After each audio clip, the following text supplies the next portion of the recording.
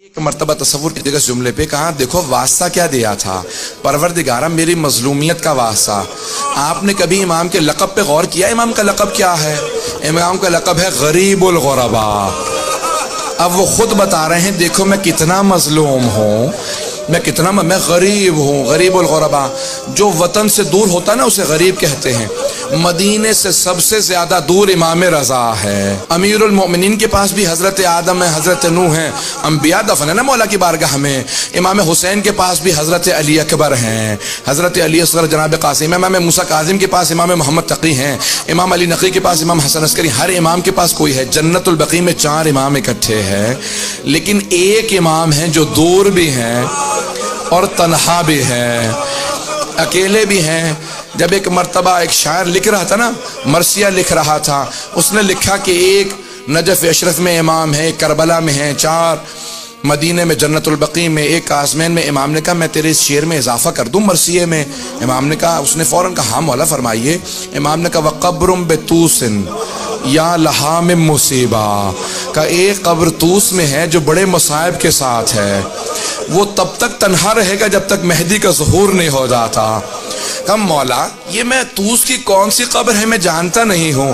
امام نے کہا یہ بھی بنی نہیں ہے، وہاں میرا روضہ ہوگا، وہاں میرا روضہ ہوگا۔ میں آپ سے روک کے ایک درخواست کروں گا اگر سب مجھے دیکھ سکیں، میں ایک جملے کو پیش کرنا چاہتا ہوں۔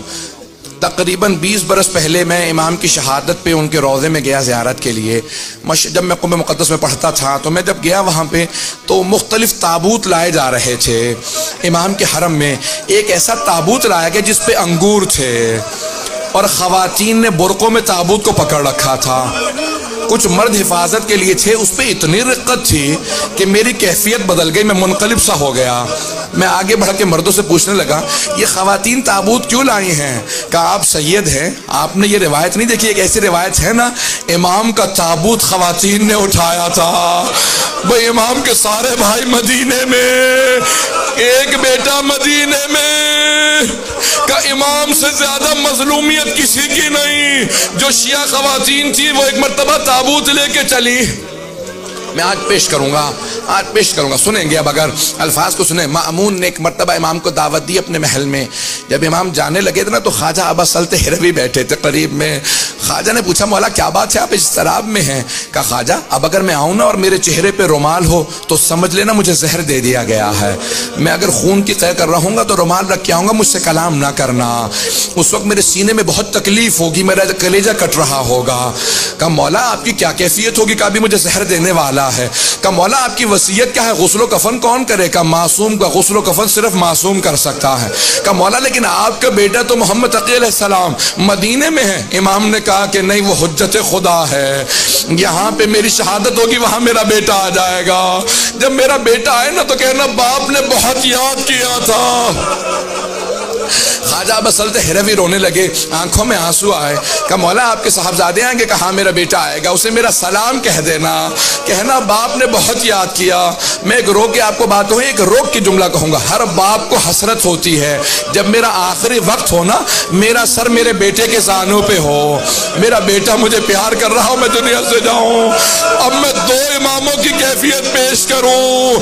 ایک امام حسین ابن علی ہے، جناب سیدہ کا برقع ہے، حسین ابن علی کا سر ہے، شمر کا خنجر ہے، بی بی کے دونوں ہاتھ گردن پہ۔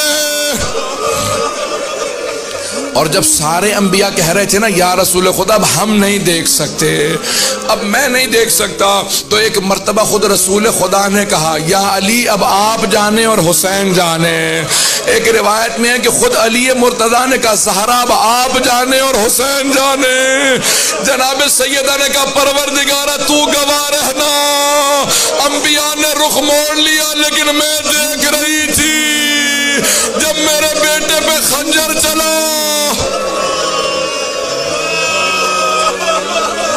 اجرکم اللہ، اجرکم اللہ۔ بس بھئی 2 امام ایسے ہیں جن کی کیفیت بڑی عجیب و غریب ہے۔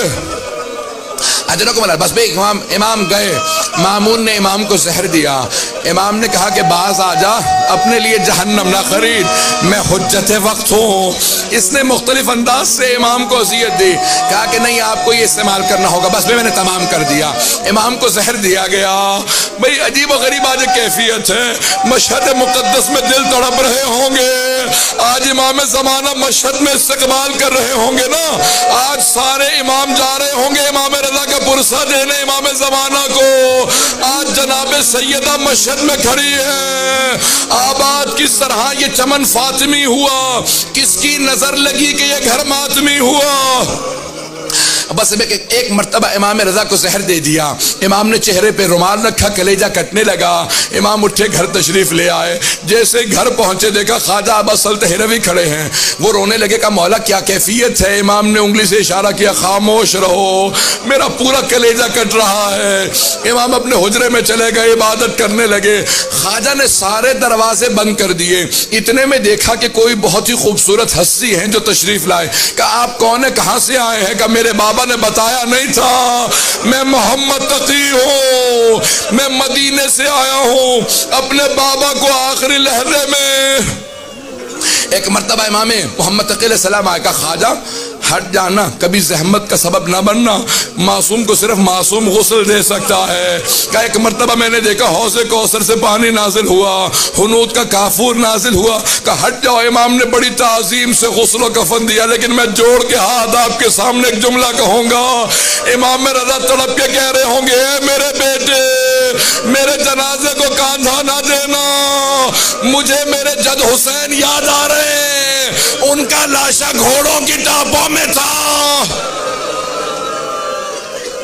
اجرکم اللہ، میں نے تمام کر دیا، بس بھئی 2 منٹ کی زحمت دوں گا آپ کو، تابوت برآمد ہونے والا ہے، تابوت آنے والا ہے، آپ جب سب آج پرسہ دیجئے گا نا تو آج 2 ہستیوں کو پرسہ دینا ہے نا آپ نے، جناب سیدہ کو اور امام زمانہ کو۔ میں آپ سے ہاتھ جوڑ کے درخواست کروں گا آج ایک اور بی بی کو پرسہ دیجئے گا، اس بی بی کا نام ہے معصومہ قوم۔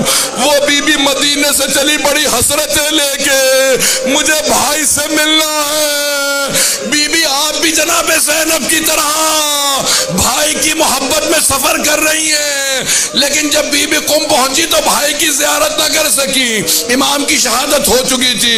آخری جملہ سن لیجئے بڑی تعظیم سے، ایک مرتبہ تابوت چلا امام رضا علیہ السلام کا، وہاں مشہد میں مامون پہلے پہنچ گیا، کہا کہ میں جنازہ پڑھاؤں گا۔ خواجہ نے کہا خبردار آگے نہ بڑھنا، محمد تقی جنازہ پڑھا چکے۔ کہا وہ کیسے آ گئے تھے؟ کہا تیرا مطلب نہیں ہے، کہا خبردار پیچھے ہٹ جا۔ جب قبر کو تیار کیا تو ایک مرتبہ پھاوڑا زمین پہ مارا، قبر پہلے سے تیار تھی جہاں پہ آج روضہ ہے۔ کہا امام رضا اپنی شہادت کے بعد بھی معجزات دکھا رہے ہیں، کہ پوری قبر تیار تھی جیسے مستحبات ہیں، کہ یہاں پہ کس طرح سے اتنا اہتمام کیا گیا۔ امام محمد تقی علیہ السلام نے دوبارہ کہا خواجہ میرے بابا کا لاشا دے دو۔ ایک مرتبہ لاشا ہاتھوں پہ رکھا، امام رضا کا بڑی تعظیم سے امام محمد تقی نے قبر مطہر میں رکھا، لیکن میں کہوں گا مولا ہے امام محمد تقی، ذرا کربلا میں آ کے دیکھے امام سجاد اپنے بابا کے اعضاء کو جمع کر رہے ہیں۔ جب بنی اسد نے پوچھا کیا کر رہے ہیں؟ کہ جب گھوڑے دوڑائے گئے میرے بابا کی اعضاء پھیل گئے۔